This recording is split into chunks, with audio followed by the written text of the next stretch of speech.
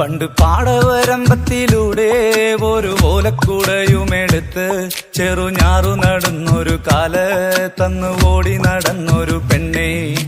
കയ്യിൽ കരിവളയിട്ട് കണ്ണിൽ കൺമഷി കൊണ്ടുവരച്ച് പിന്നെ വാർമോടിയൊക്കെ വിരിച്ച് നല്ല ചേലുള്ള പാവാടയിട്ട് ആ തോട്ടോരത്തുള്ളൊരു കൈതോലക്കൂട്ടത്തിനോരത്തു നിൽക്കണൊരാൽ മരത്തിൻ ചോട്ടിലിരിക്കണ ദേവിക്കു ചാർത്തുവാൻ പൂവുകൾ കൊണ്ടുപോയോ പെണ്ണെ, പൂവുകൾ കൊണ്ടുപോയോ.